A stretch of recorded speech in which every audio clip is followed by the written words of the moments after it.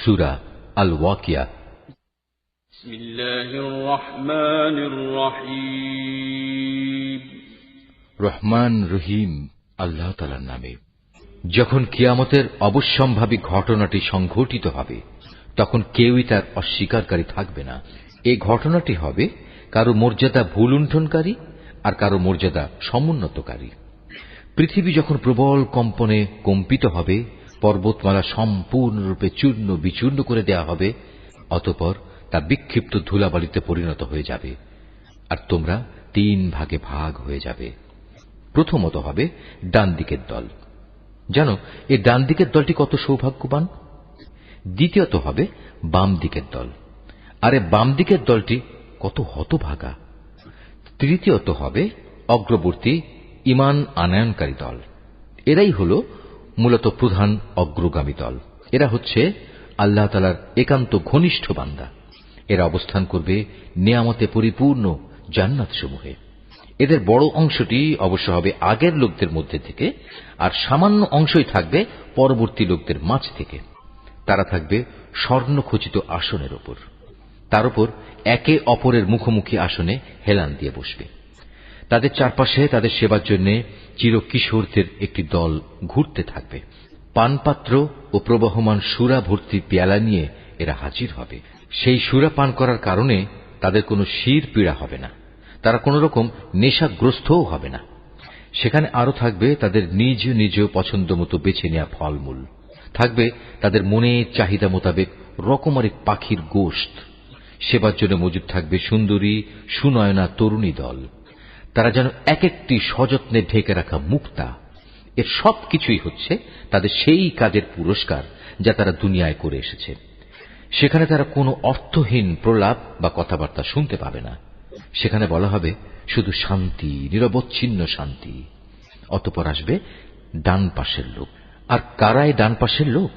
তারা অবস্থান করবে এমন এক উদ্যানে যেখানে থাকবে শুধু কাঁটাবিহীন বরই গাছ, থাকবে কাঁদি কাঁদি কলা, যার মনোরম ছায়া দূর দূরান্ত পর্যন্ত সম্প্রসারিত হবে, আর থাকবে প্রবহমান ঝর্ণাধারার পানি, পর্যাপ্ত পরিমাণ ফলমূল, এমন সব ফল যার সরবরাহ কখনো নিঃশেষ হবে না এবং যার ব্যবহার কখনো নিষিদ্ধও করা হবে না। আর থাকবে উঁচু উঁচু বিছানা। আমি তাদের বানিয়েছি বানানোর মতো করেই। তাদের একটি বৈশিষ্ট্য হচ্ছে আমি তাদের চিরকুমারী করে রেখেছি। আরেকটি বৈশিষ্ট্য হচ্ছে তারা হবে সব বয়সের প্রেম সোহাগিনী। এগুলো হচ্ছে প্রথম দলের ডান পাশের লোকদের জন্য। এই ডান পাশের লোকদের এক বিরাট অংশ হবে আগের লোকদের মাঝ থেকে, আবার অনেকে হবে পরবর্তী লোকদের মাঝ থেকেও, যারা হচ্ছে বাম পাশের লোক। তুমি কি জানো এ বাম পাশের লোক কারা? যাদের অবস্থান হবে জাহান্নামের উত্তপ্ত ও ফুটন্ত পানিতে এবং ঘন কালো রঙের ধোঁয়ার ছায়ায়। সে ছায়া যেমন শীতল নয়, তেমনি তা কোন রকম আরামদায়কও হবে না। এরা হচ্ছে সেসব লোক যারা এর আগে দুনিয়ায় অত্যন্ত সুখ সম্পদে কাটাত। এরা জঘন্য পাপ কাজেও বারবার লিপ্ত হয়ে পড়ত। এরা বলতো, আমরা যখন মরে যাব এবং মরে যাওয়ার পর আমরা যখন মাটি ও হাড়ের সমষ্টিতে পরিণত হয়ে যাব, তখনও কি আমাদের পুনরুজ্জীবিত করা হবে? অতএব আযাব থেকে বেঁচে থাকার জন্য হে নবী, তুমি তোমার মহান মালিকের পবিত্র নামের তাসবিহ পাঠ করো।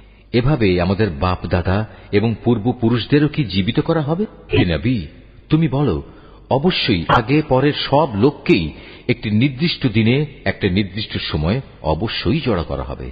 অতঃপর কাফেরদের বলা হবে, ও হে পথভ্রষ্ট ও এ দিনের আগমনকে মিথ্যা প্রতিপন্নকারী ব্যক্তিরা, দুনিয়ায় যা অর্জন করেছ তার বিনিময়ে আজ তোমরা ভক্ষণ করবে যাক্কুম নামক একটি গাছের অংশ। অতঃপর তা দিয়েই তোমরা তোমাদের পেট ভরবে। তার উপর তোমরা পান করবে জাহান্নামের ফুটন্ত পানি। তাও আবার পান করতে থাকবে মরুভূমির তৃষ্ণার্ত উটের মতো করে। এ হবে কিয়ামতে তাদের যথার্থ মেহমানদারি। আমি যে তোমাদের সবাইকে পয়দা করেছি এ কথাটা তোমরা কি স্বীকার করছো না? তোমরা যে নারী দেহের একটি ভাণ্ডে এক বিন্দু বীর্যপাত করো, সে সম্পর্কে কখনো কি ভেবে দেখেছ? বলতো, তাকে কি তোমরা পূর্ণাঙ্গ মানুষ বানিয়ে দাও না আমি তার স্রষ্টা?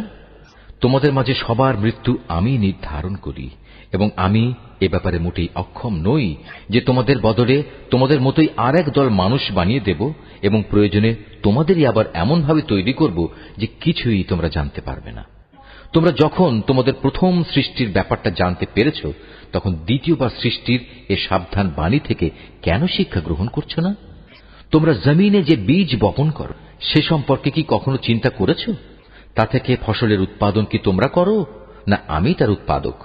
অথচ আমি যদি চাই, তাহলে অঙ্কুরিত সব বীজ খড় কুটায় পরিণত করে দিতে পারি, আর তা দেখে তোমরা হতভম্ব হয়ে পড়বে। তোমরা বলতে থাকবে, হায়, আজ আমাদের তো সর্বনাশ হয়ে গেল, আমরা তো জমিনের ফসল থেকে আজ বঞ্চিত হয়ে গেলাম। কখনো কি তোমরা সেই পানি সম্বন্ধে চিন্তা করে দেখেছ, যা তোমরা নিত্য পান করো? বলতে পারো, আকাশের মেঘমালা থেকে এ পানি কি তোমরা বর্ষণ করো, না আমি এর বর্ষণকারী? অথচ আমি চাইলে এ সুপেয় পানি লবণাক্ত করে দিতে পারি। এসব কথাবার্তা জানা সত্ত্বেও তোমরা কেন আমার কৃতজ্ঞতা আদায় করছো না? আগুন যা প্রতিদিন তোমরা প্রজ্বলিত করে থাকো, তা কি কখনো ভেবে দেখেছ তার মধ্যে আগুন জ্বালানোর গাছটি কি তোমরা সৃষ্টি করেছ, না আমি এর স্রষ্টা? মূলত আমি একে সভ্যতার নিদর্শন করে রেখেছি এবং একে ভ্রমণকারীদের জন্য প্রয়োজন পূরণের সামগ্রী বানিয়ে দিয়েছি।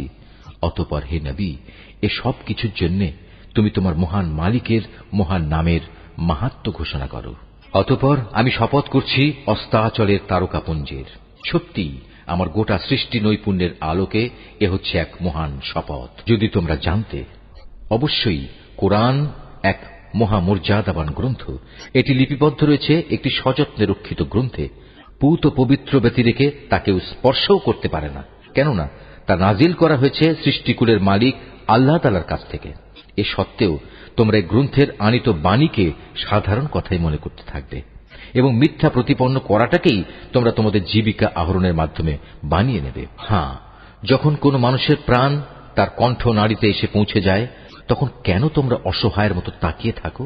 এ সময় তো বরং তোমাদের চাইতে আমি সেই মুমূর্ষু ব্যক্তির বেশি কাছে থাকি, কিন্তু তোমরা এর কিছুই দেখতে পাও না। তোমরা যদি এমন